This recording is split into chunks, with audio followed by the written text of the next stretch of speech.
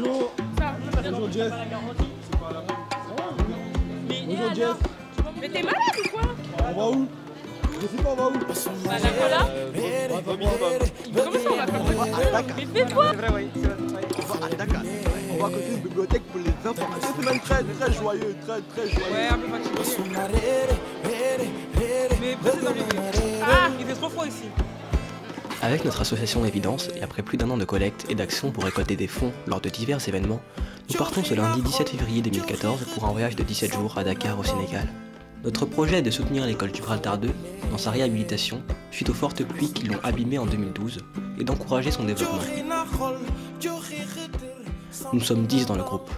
Sokona, Kadiatou, Alimatou, Demba, Jessica, Kevin, Victor, Christiane, Riyad et Yasmine. Pour chacun d'entre nous, ce voyage a quelque chose de spécial, comme un retour aux sources.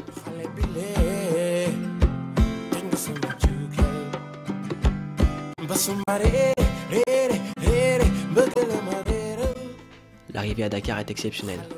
Les couleurs, les odeurs, les saveurs et l'ambiance nous donnent une impression de dépaysement total. Dakar est une ville aux 1000 visages. L'ambiance de la rue, la rumeur des mosquées, la folie douce du marché. Nous découvrons l'atmosphère envoûtante de cette ville et l'accueil chaleureux des Dakarois. Créer un échange avec les jeunes de Dakar était aussi notre objectif. Découvrir le Sénégal, apprendre d'eux et leur apprendre de nous, de la France. Dans ce projet, prendre plaisir à apprendre et à transmettre sont des notions primordiales que nous voulons faire vivre à travers ce chantier de solidarité et cet échange à Dakar au Sénégal. L'ouverture d'esprit et la solidarité sont des valeurs essentielles pour nous. La découverte de notre culture, d'un pays et de ses coutumes nous permettra de développer notre esprit critique. C'est également dans le but de maintenir et d'améliorer les conditions d'enseignement dans l'école Gibraltar 2 que l'association Évidence et tous ses membres mettent à profit leurs connaissances et leurs compétences pour porter leur tout premier projet de solidarité internationale, Paris-Dakar School.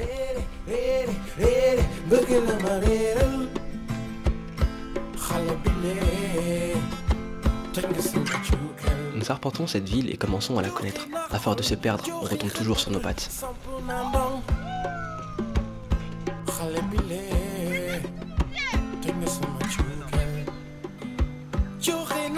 Après tant de temps à l'imaginer, nous découvrons enfin l'école Gibraltar 2, située dans la Médina, un quartier populaire de Dakar à quelques kilomètres de notre habitation. Nous réalisons dans un premier temps que la cour de l'école est dans un état horrible. Pierre et déchets ont rendu le sol impraticable pour les jeux des enfants. Nous découvrons donc l'école Gibraltar 2. Les classes, les enseignants, les élèves, tout de suite, le contact passe entre les deux groupes. L'aventure s'annonce forte en émotion. On va faire beaucoup de choses et on va se raconter des choses aussi. Vous allez m'en raconter et moi aussi. Je vais vous en raconter. Il y a plein de choses qu'on ne connaît pas chez vous. Ouais. Nous aussi. Bon, c'est des échanges. Je gère une école officiellement de 12 classes. Mais comme vous le voyez, les bâtiments ont été démolis parce qu'ils ne présentaient plus de sécurité pour les élèves. Et 6 classes ont été construites en attendant les 6 autres. C'est la mairie de Dakar qui est en charge de ces travaux de réfection et de construction de l'école Gibraltar. Donc nous sommes en partenariat avec les jeunes de Montreuil. Alors ils sont déplacés au Sénégal pour connaître en tout cas les réalités du pays, être en contact direct avec leurs homologues sénégalais et ensuite découvrir en tout cas les facettes de Dakar, du Sénégal en général. L'école se trouve dans le quartier Gibraltar, mais la majorité de nos élèves qui nous viennent du quartier de Médina. C'est un quartier, comme je l'ai dit, avec un contexte assez particulier, parce que d'abord, c'est un quartier où il y a beaucoup d'abord de promiscuité, les familles sont un peu démunies, donc c'est un peu difficile pour eux de gérer convenablement leurs enfants, de leur donner tous les moyens de pouvoir réussir à l'école. On a toujours des problèmes de matériel. De bibliothèque, on n'a pas de bibliothèque, on n'a pas de salle informatique, les élèves n'ont pas suffisamment de documents pour travailler. Donc c'est un peu difficile de travailler dans ces conditions. Souvent, avec un ratio un peu faible d'un livre par exemple, pour 2 élèves ou bien 4 élèves, on est obligé de faire avec. Le rôle de l'APE, l'association des parents d'élèves, c'est de nous substituer à l'État quant à la gestion du patrimoine bâti. Donc il y a les classes, il y a les petites fournitures et un peu l'environnement scolaire. nous nous occupons de ça, nous nous efforçons. Et chaque année, c'est des cotisations qui se font et pour subvenir aux besoins de l'école. Les difficultés de cette école sont les mêmes par rapport à certaines autres écoles du Sénégal. Parce qu'il y a ce qu'on appelle, comme j'ai dit tantôt, le désengagement de l'État. L'État ne s'en occupe presque plus. Alors, il nous appartient à nous autres parents d'élèves de nous débrouiller, de nous cotiser chacun la somme qu'il veut et de prendre également la participation des élèves à chaque ouverture qui tourne autour de 2000 francs CFA. Et une fois réunis, nous arrivons à gérer quelques quotidiens de l'école. C'est la gestion du quotidien alors. Il n'y a pas de distribution de livres. Il appartient à chaque élève d'acheter ses propres livres, d'acheter ses cahiers, d'acheter ses matériels de travail. C'est ça qui fait le défaut quelquefois. Et quelquefois aussi, on est obligé de faire des photocopies pour certains livres et de les remettre aux enfants pour qu'ils puissent suivre. Moi, c'est Mansour Ndao. J'habite à Gibraltar depuis maintenant 22 ans, puisque j'ai 22 ans et demi. J'ai fait l'école Gibraltar tout mon cycle primaire, que j'ai fait de la 6e à la classe de CM2. C'est ici que j'ai eu mon entrée en 6e. Donc on peut dire que j'ai passé 6 années dans cette école. Bon, je peux dire que c'est peut-être faute de moyens, ou bien faute à cause des politiques qui ne mettent pas trop l'accent sur l'éducation. C'est pour cela que ça s'est dégradé. Je me suis réveillé un matin et je partais à l'université, puisque j'ai fait l'université de Dakar. Et pendant ce temps, je vois que l'école est détruite. Je me demande pourquoi est-ce qu'on a détruit l'école. Je me suis dit, après je vais demander. Je demande au gardien qu'est-ce qu'il y a à l'école. Il me dit, bon, ça va être reconstruite. Mais depuis, je vois rien. Je ne sais pas pourquoi. L'éducation est un peu difficile au Sénégal, avec tous les problèmes qu'on a répertoriés, mais quand même de s'accrocher, de s'y croire. Parce qu'il n'y a que l'éducation qui peut nous mener vers le développement, il n'y a que l'éducation qui peut nous mener vers l'avant.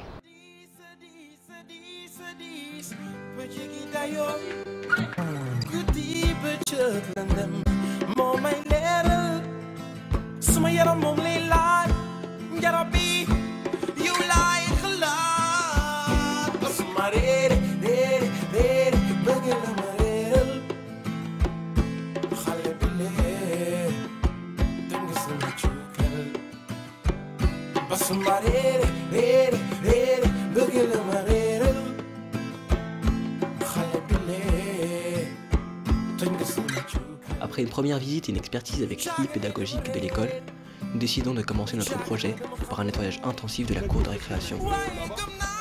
Voilà, commence dès maintenant. C'est pas mal, toi. Allez, tiens, j'ai commencé. La première pierre, la deuxième pierre, la troisième. Voilà la pierre, ouais. Demain, on va faire ça.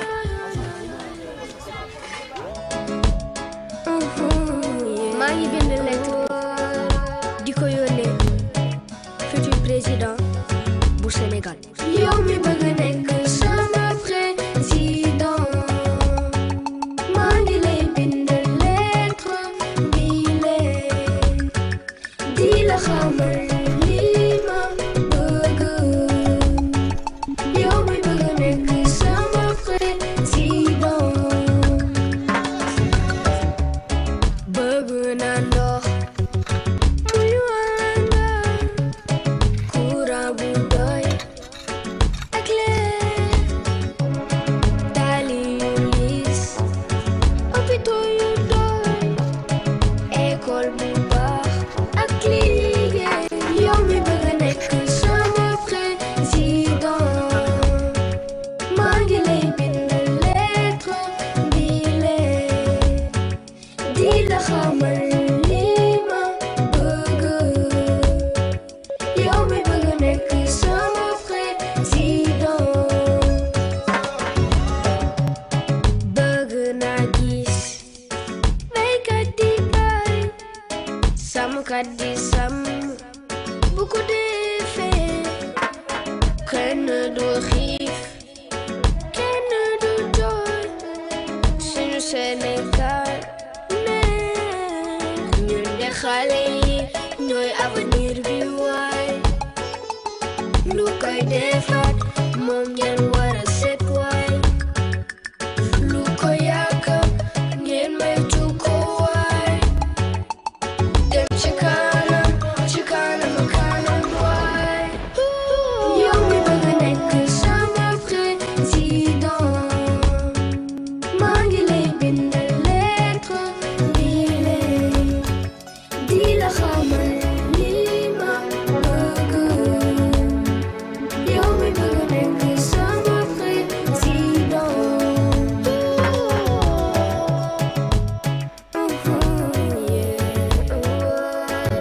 gént ci guddi ma jël TGV bi Dakar ba Ziguinchor waa loolu kañ lay am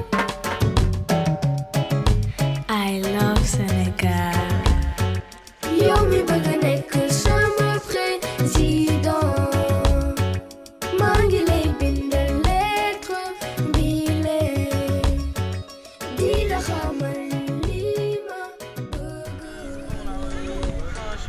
yow mi bëgg nekk sama président maa ngi bind lettre bi dem ci kanam di ko yónnee futur président bu Sénégal maa ngi lay bind lettre bi lee. Moi, pour moi, c'est le truc qui se fait pas. Après, je peux parler de plein de trucs, points négatifs, points positifs. Je regarde pas, mais je vois en fait. Et moi, je dis, faut quand même avoir un certain comportement. Nous, on est venus pour 2 semaines. Je répète, pour moi, ce n'est pas des vacances. Certes, là, des temps d'aujourd'hui comme aujourd'hui, on va se reposer, on va dormir, c'est michto, mais pour moi, c'est pas des vacances. C'est un projet humanitaire. On est là, on donne notre cœur. Et il faut qu'on soit content, qu'on kiffe de faire ça. Sinon, honnêtement, c'est vrai, moi je peux même rester avec vous. Les personnes qui n'ont pas envie de se donner à fond, qui restent ici. Vaut mieux être 2, 3 à se dévorer, à faire le projet, que d'être 7, 8, 9, 10 et on n'en a que 2, 3 qui le font. Vaut mieux avoir des soldats ou pas. On n'a pas beaucoup de jours. T'as vu, ça passe vite. On est là-bas 2 heures, on a le temps de ramasser 2 cailloux et on doit partir. Et donc ce serait bien de se donner on est fatigué, mais se donner à 2000%. Même quand t'es fatigué, de te donner encore plus que les petits qui sont motivés. Je pense, c'est important de toi montrer l'exemple, tu vois. T'es fatigué, mais tu te donnes encore plus pour les petits vont être encore plus motivés.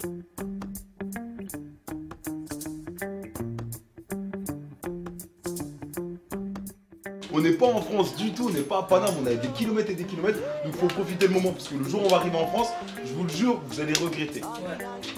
Donc là, il faut profiter un max, se donner encore plus de force. Vous êtes fatigué, c'est pas grave, réveillez-vous.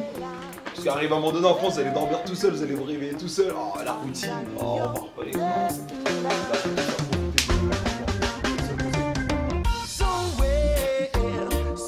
L'entrain que tous les jeunes mettent dans ce nettoyage nous met du baume au cœur et nous encourage à notre investissement. Un moment formidable de solidarité et de découverte pour chacun d'entre nous et pour les enfants de l'école également.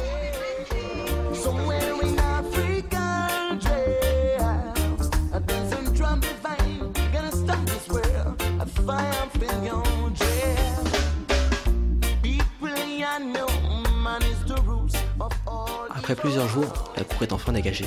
Les jeunes du Gibraltar 2 sont ravis. Ils pourront à nouveau jouer sans risque.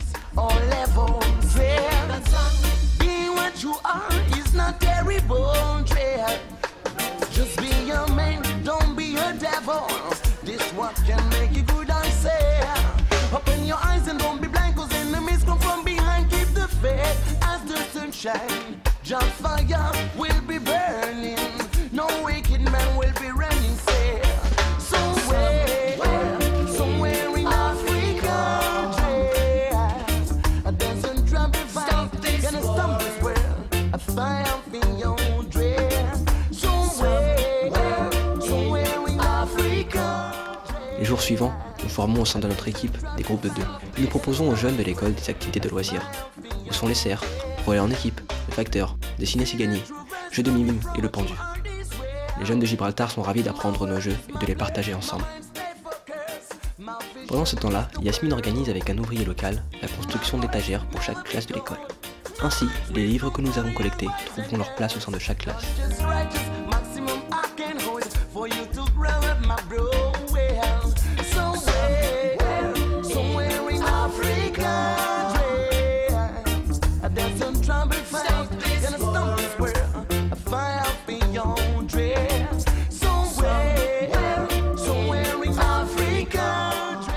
La semaine de préparation, elle a été un peu compliquée, un peu dure. Du coup, j'avais hâte que vous veniez, j'avais hâte de vous voir. Et du coup, j'appréhendais sur pas mal de choses, genre à la maison, parce que du coup, j'ai galéré un peu. Je me suis dit, j'ai trouvé que celle-là, est-ce que ça va leur plaire, pas leur plaire, est-ce que ça va chipoter, pas chipoter, machin. J'appréhendais un peu sur l'école, sur les rencontres et tout. Et en fait, je suis agréablement satisfaite. Parce que même si la maison elle est un peu ghetto, vous n'avez pas à chipoter, même si Ça, voilà, on est à la route, on dort les uns sur les autres. Vous avez pire que ça. Non, mais pour vous déjà, non, mais pour, cool ouais. Franchement, vous n'avez pas trop. Vous n'avez pas fait de manière chipoté. ou quoi, tu vois. Bah, c'est une maison typiquement dakaroise. À l'école aussi, je suis contente parce que même si je sais que c'est physique, vous êtes arrêté un peu, soleil et tout. Bon, bah voilà, là on fait un point sur la semaine prochaine, on va se dévorer encore plus. Enfin, j'ai kiffé votre motivation.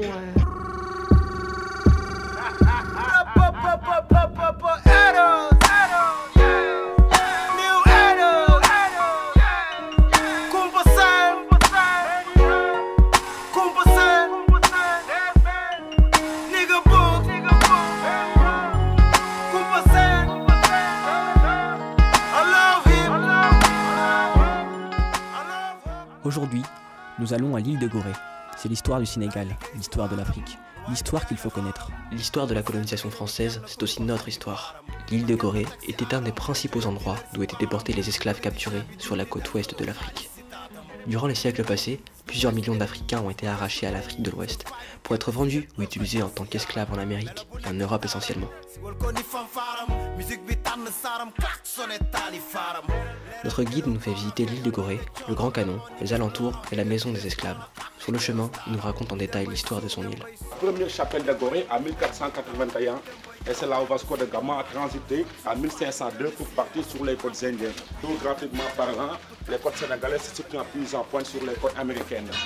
Donc même aussi les Portugais, ils ont commencé l'esclavage à Gorée en 1536. À l'époque, chaque maison comptait 200 esclaves à l'époque, hommes, femmes, enfants, mais séparés.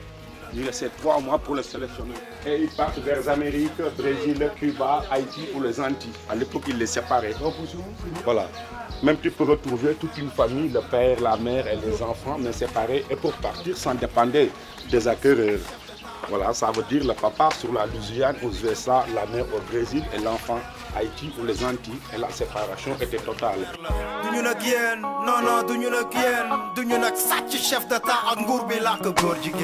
Du man ak yow, non non du man ak yow saa mën a jàkk mënuma gis si yow leneen lu dul ma brother friend gem bi suñ koy xayma laajuma kenn fay ma dañ koy teg si lay ma def si nay ma lay ma ñoo ngi jëm pour ray ma nekkatu rap affaire de gang la affaire de teng la affaire de haine la affaire de fen la affaire de guerrier ak leer guerrier ak guerre guerrier ak serre guerrier ak weer guerrier ak mer. À la maison des esclaves, tout le monde a vu la porte du milieu. Elle donne sur la mer.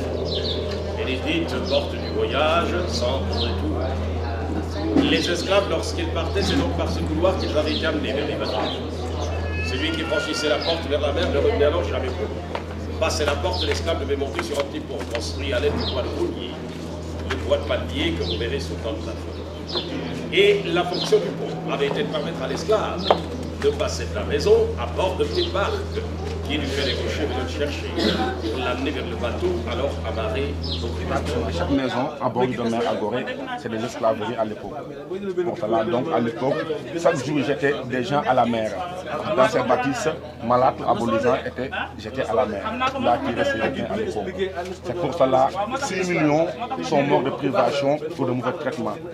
Je dis toujours, on parle beaucoup des cas de concentration juifs que nous respectons en tant qu'Africains. Et les cas de concentration n'auront pas duré 12 ans. Et la traite, elle a duré 312 ans. Mais ils parlent peu de la traite. Et nous, on parlera toujours. Voilà. Donc là, on va monter à l'étage avant que ça ferme. Hein.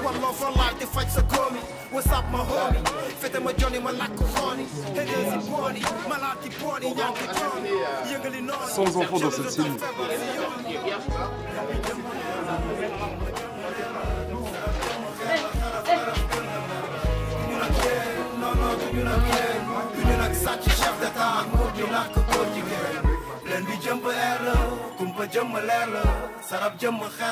Parce que vous savez qu'à l'époque, certains négriers avaient des rapports avec des jeunes filles esclaves.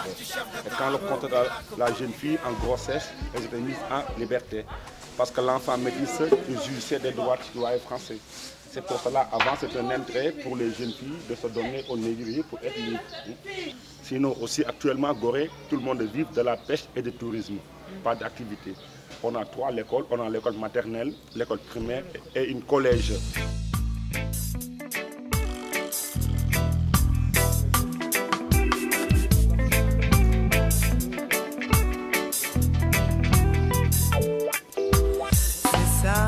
Le prix à payer, une partie du monde crève pour le bonheur de l'eau. Le Nord va récolter sa sève dans les entrailles du monde. Le sang glacé d'argent ne fait qu'une demi-ronde et oublie l'essentiel de notre humanité.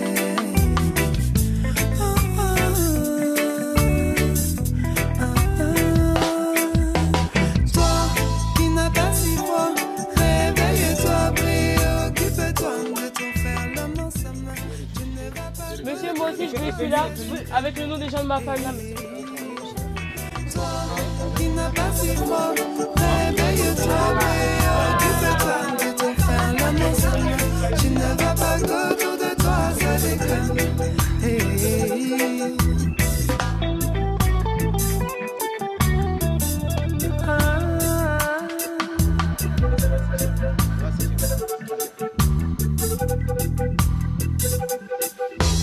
On laisse partie du monde dans les tresses. Ils ne bénéficient même pas de leur richesse. Beaucoup sont en condition de survie. Il est grand temps que tout cela cesse, car le profit a pris le dessus sur la vie. Le profit a pris le dessus sur la vie. Toi qui n'as pas si froid, réveille-toi, préoccupe-toi de ton frère, l'homme en sa main. Tu ne vas pas qu'autour de toi, ça déconne. Hey, hey, hey. Toi qui n'as pas si froid, réveille-toi, préoccupe-toi de ton frère, l'homme en sa main. Tu ne vas pas qu'autour de toi, ça déconne. Hey, hey, hey.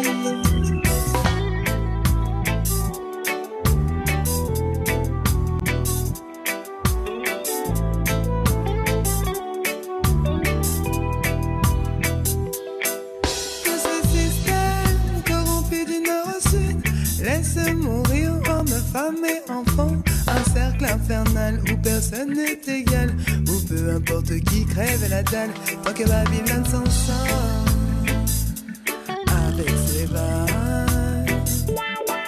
Que ce système corrompu du nord au sud laisse mourir hommes, femmes et enfants. Un cercle infernal où personne n'est égal, où peu importe qui crève la dalle, tant que Babylone s'en sort.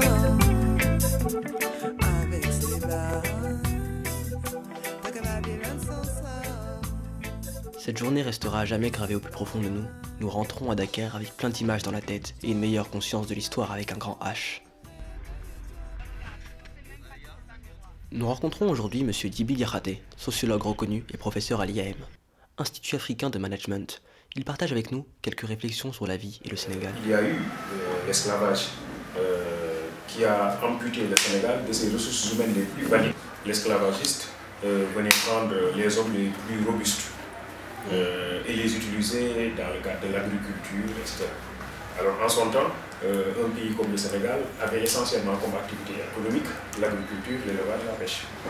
Alors ce sont ces acteurs-là qui devaient développer l'économie, qui ont été arrachés du pays à partir de Gorée et orientés vers l'Amérique. Le colonisateur s'intéressait aussi aux ressources naturelles. C'est clair, nous sommes entre le 18e et le 19e siècle. L'Europe était entrée dans une ère de révolution industrielle. Les industries commençaient à se développer de façon fulgurante. Il fallait trouver des matières premières pour alimenter les usines. Alors ces matières premières n'existant pas toujours suffisamment au niveau du continent européen, ils ont dit qu'il fallait chercher ces matières premières ailleurs et notamment en Afrique. Lorsqu'on est arrivé à l'indépendance, on n'a pas travaillé dans le sens de mettre en place un nouvel aménagement du territoire qui procède à une répartition plus équitable des infrastructures. Les choses ont continué à fonctionner comme elles ont fonctionné pendant la période coloniale. Et aujourd'hui, Dakar, qui est la région la plus petite du Sénégal, elle ne fait que 550 km². Dakar est en même temps la région la plus densément peuplée du Sénégal. Il est clair qu'on ne peut pas lier la colonisation à laisser des séquelles très profondes. Le français a mis plutôt en avant la méthode directe. C'est une exploitation économique, mais c'est aussi une exploitation culturelle. Le français a été trop présent au niveau des colonies, trop présent, à travers l'école, à travers les cercles administratifs. C'est le colonisateur qui a créé les départements, les régions, les gouverneurs, etc. Il s'est vraiment installé en profondeur et il a mis en place aussi des tribunaux. pour juger à partir de son propre corpus juridique. Pourquoi vous n'avez pas votre propre langue au lieu d'avoir la langue de la France? Est-ce que ça remonte à des signes de la colonisation française? Ça serait peut-être mieux. Enfin, moi j'aimerais en tout cas qu'il y ait des écrits en Wolof, que vous parliez Wolof, je sais pas, des trucs comme ça, mais sans... c'est pas comme si le lendemain vous avez fêté le 14 juillet, des trucs qui ont rapport avec la France. Une sorte d'autonomie, de votre propre culture, quoi. Votre langue, vos écrits et enlever tout ce qui est la France. Oui, j'aime bien quand il parle comme ça. Mais c'est bien, c'est très bien. Je crois que vous avez raison, il y a un travail à faire. Mais comme je disais tout à l'heure, les logiques sociales ne se font pas de façon brutale. Les transformations sociales prennent du temps. Et Kikaya Outam Sidi, dans mon enfance où je m'épanouissais dans la connaissance grâce à ma langue maternelle, l'intrusion du français m'est apparue comme la présence d'un gendarme. Dans mon enfance où je m'épanouissais dans la connaissance grâce à ma langue maternelle, l'intrusion du français m'est apparue comme la présence d'un gendarme. Oui, c'est clair. Aujourd'hui, beaucoup de recherches qui ont été faites en psychologie, en psychopédagogie, ont permis de montrer effectivement que l'adoption des langues étrangères constitue un handicap pour aller vite dans l'assimilation de certaines sciences. En fait, les gens considèrent encore l'Europe, l'Amérique comme l'Eldorado. Et puis après, ils se rendent compte que c'est pas cela, c'était de faux rêves. Il va falloir peut-être aller explorer les possibilités, les potentialités qui existent au niveau local, plutôt que de tenter l'immigration et de se dire qu'on va régler tous les problèmes. Avant, peut-être, oui, il fut un moment où c'était plus simple en Europe, c'était plus simple aux États-Unis. Mais ces moments-là sont passés depuis longtemps. À mon avis, la solidarité, c'est un échange de services. C'est un échange de services. Je viens apporter à quelqu'un ce que j'ai et qu'il n'a pas. Et je vais prendre de lui ce qu'il a et que ce que je n'ai pas. C'est ça la solidarité. Le cas échéant, on parle de solidarité horizontale. La solidarité, elle est verticale lorsque je prends de l'autre et que je ne donne rien en retour. Là, je crois que dans le cas d'espèce, quand on parle de solidarité, il s'agit d'une solidarité où il y a échange de services. Vous apportez un appui à une école, mais en retour, vous partez certainement rempli de valeurs culturelles, de pratiques, de représentations, etc. Des choses que vous apprenez sur le tas et qui viennent enrichir un individu. De retour à l'école, nous nous séparons afin d'animer des ateliers avec les enfants. L'ambiance est au rendez-vous, nous profitons au maximum de ces moments de partage avec les jeunes de l'école Gibraltar. Toutes les activités dans l'école nous font prendre conscience que notre action a du sens. Nous nous rendons compte également que lorsque l'on donne sans compter, on reçoit énormément l'impression d'être utile. Il manque des points d'ombre et des aménagements dans la cour de l'école. Nous avons pris rendez-vous avec le ministère de l'Environnement du Sénégal. Nous y accompagnons le directeur de l'école et quelques enseignants pour les aider dans cette démarche. Le développement durable, c'était inscrit dans notre programme. Mais quand même, on s'était rendu compte que vraiment, c'était purement théorique, qu'il fallait vraiment passer à la phase pratique. C'est-à-dire essayer d'éduquer, d'enseigner de leur enseignants cela, et ensuite de leur permettre de transférer cela au niveau de leur foyer. Nous avons constaté qu'au niveau de notre école, quand même, l'environnement n'était pas en tout cas des meilleurs. Il n'y avait pratiquement pas d'arbres, on était agressés de partout, parce que par exemple, on avait des bâtiments qui ont été détruits. Et les élèves pendant les récréations, quand même, n'ont pas effectivement d'ombre pour se reposer. Avec eux, on va essayer de faire une journée de reboisement avec votre appui, d'essayer de faire de notre école un cadre vraiment accueillant. Nous, on est en partenariat avec l'école Gibraltar par rapport aux travaux qui sont en cours, par rapport à la réhabilitation de l'école qui a été abîmée par les pluies. Du coup, ça fait 1 an et demi, pratiquement, que les jeunes se mobilisent et qu'on se mobilise tous à la recherche de budget, de fonds pour pouvoir soutenir l'école Gibraltar. Notre présence permet cette rencontre et les délégués du ministre s'engagent à faire des plantations adaptées dans la cour de l'école durant la bonne saison et l'équiper en poubelle.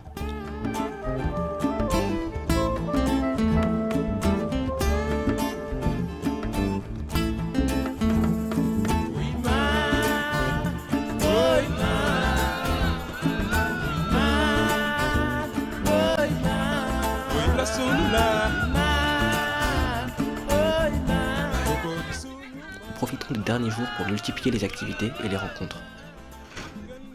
Notamment Monsieur Baguidi, coach en estime de soi à l'IAM de Dakar, qui nous parle des difficultés que rencontre la jeunesse sénégalaise pour se sentir légitime dans le monde du travail. En simple, je suis coach en développement personnel et professionnel. Ça veut dire que je suis là pour accompagner les individus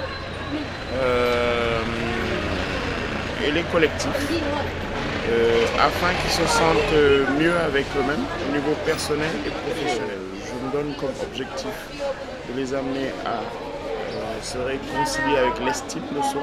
Qui dit estime dit confiance en soi. Et de manière à pouvoir estimer les autres et leur faire confiance. Et de manière à pouvoir obtenir en troisième temps l'estime des autres et la confiance des autres. Le groupe de Sabar du lutteur Modulo nous invite à un concert dans une rue du quartier Parcelles Assini.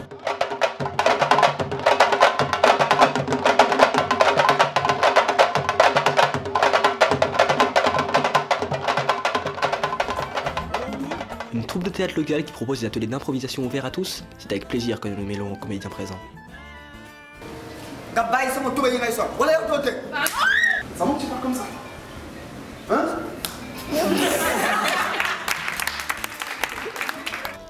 Nous continuons également d'arpenter la ville, les rues, les marchés, nous nous rendons au monument de la Renaissance africaine. Afin de s'évader de la capitale sénégalaise, nous partons au lac Rose avec nos amis du quartier et tous les jeunes qui nous ont accueillis durant le séjour. Situé à plusieurs dizaines de kilomètres de Dakar, cela nous permet de nous échapper un peu et de voir autre chose que la ville, de faire une dernière excursion, un moment formidable. Pour les jeunes d'ici, le plus important c'est qu'ils soient eux-mêmes et qu'ils se rendent compte qu'ils ont peut-être une mission. Cette mission c'est de développer leur pays, c'est de développer leur localité. Mais pour développer un pays, pour développer une localité, il faut avoir une expertise. Donc je crois que c'est important qu'ils se réconcilient avec eux-mêmes, qu'ils ne développent pas des complexes par rapport à l'autre. Le chanteur Bob Marley disait que l'esclavage le plus dangereux c'est l'esclavage mental. Emancipate yourselves from mental slavery, nobody but ourselves can free our mind. Donc c'est pour peut-être éviter ce mental slavery et se dire que je dois être moi-même. Parce que la meilleure façon de rendre service à l'autre c'est d'être soi-même. Mais il ne faut pas s'enfermer sur soi non plus. Il faut être ouvert à l'autre, il faut être ouvert au monde, il faut prendre de l'autre ce qu'il a de plus positif. Voilà, donc il faut se constituer à partir de cette synthèse entre soi et l'autre. Voilà. Donc nous voulons vivre dans la solidarité, qu'il soit une solidarité qui respecte l'autre, une solidarité dans le respect de l'identité de l'autre, dans le respect de la culture de l'autre. Mais en fait, on veut construire un nouvel humanisme fondé sur un idéal de progrès, un idéal de paix. Quand on le dit, on croit que c'est du rêve, quoi. On croit que on est trop idéaliste, on est très rêveur, mais c'est possible. Quoi. Je crois que c'est possible que les peuples développent une vraie solidarité, une vraie générosité dans le respect mutuel. Pour notre dernier jour, nous retournons à l'école Gibraltar pour dire au revoir aux élèves et aux enseignants. Pour nous tous, c'est un moment plein d'émotions. Bah, c'était bien, c'était un peu fatigant, mais ça va. Beaucoup d'amour. Hein. Comment ça fait grave mal le corps. Ça sera demain. On les voit demain. Ouais, mais disons que après qu'on va repartir en France, là, je pense que ça. Ah ouais? Nous avons été touchés du fond de nos cœurs. Le directeur, les élèves, moi-même qui suis le président des parents d'élèves. S'il y avait à refaire, j'aurais dit, ok, on refera. Bon, nous sommes vraiment très satisfaits de la visite. Beaucoup de choses ont été faites, des découvertes ont été faites, des relations ont été nouées. Et donc vraiment, le séjour a été vraiment très fructueux. Vous pouvez apprécier de vous-même les transformations qu'il y a eu au niveau de la cour de l'école. Des réalisations effectives aussi ont été menées dans les classes. Beaucoup de choses, des livres, beaucoup de matériel scolaire ont été distribués aux élèves, à l'école précisément. Et les élèves ont bien apprécié ce geste. Je crois que c'est ça la solidarité. Donc, en tout cas, c'est un sacrifice que l'on fait de soi-même pour les autres. Ouais, c'est une bonne idée, c'est une bonne action à saluer. Parce que comme j'ai pu, pendant 15 jours, j'ai pu vivre cette expérience avec mes élèves. Donc rencontrer de nouvelles personnes d'horizons divers, c'est un peu enregistrant pour mes élèves. Les jeunes de Montreuil ont eu à partager avec eux des jeux traditionnels qu'ils ont appris à nos enfants et que les enfants ont vraiment du plaisir à faire. Parce que depuis lors, je vois que pendant les récréations ou bien pendant les cours d'éducation physique, il y en a quelques jeux qui se sont appropriés et qui sont en train maintenant de faire des activités qu'ils sont en train d'intégrer dans leur quotidien. Nous avons vu aussi qu'il y avait des jeunes Africains, c'est des Français mais d'origine africaine, qui se sont ressourcés quand même, qui ont découvert en tout cas leur milieu. Il y en a qui ne sont jamais venus en Afrique. Et vraiment, ça leur a fait plaisir vraiment de revenir dans les lieux d'où viennent leurs parents. J'ose espérer que lors de la prochaine visite des jeunes de Montreuil, la mairie qui avait déjà promis de construire le bloc administratif le réalisera et le service de l'environnement aussi. Je crois que nous aurons en tout cas un autre visage de l'école Gibraltar. Nous quittons la terre sénégalaise avec comme promesse de revenir très bientôt. Et comme disent les Sénégalais, Niofar, on est ensemble.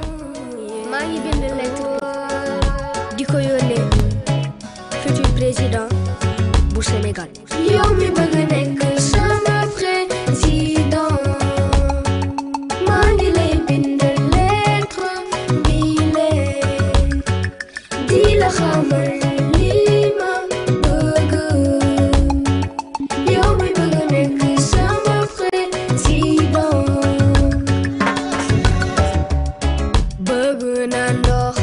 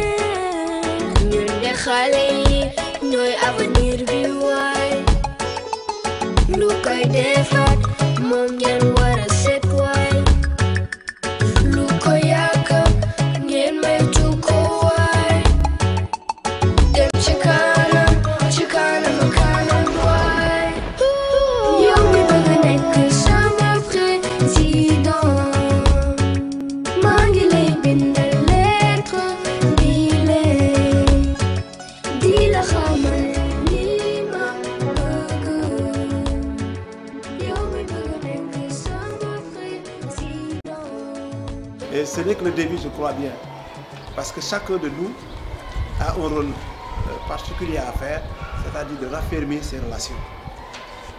Les enfants, ils vont continuer, les adultes, la même chose. Lui, Pasteur, affirmait quelque part que je crois invinciblement que les peuples s'entendront non pour détruire mais pour édifier et que l'avenir appartiendra à ceux qui auront le plus fait pour l'humanité souffrante. Et il terminait: jeunes gens, vivez dans la paix sereine des laboratoires et des bibliothèques. Jeunes gens, vivez dans la paix sereine des laboratoires et des bibliothèques. Je crois que ces paroles de Pasteur sont encore actuelles et ça doit être peut-être le message que l'on doit délivrer aux jeunes Sénégalais et aux jeunes Français.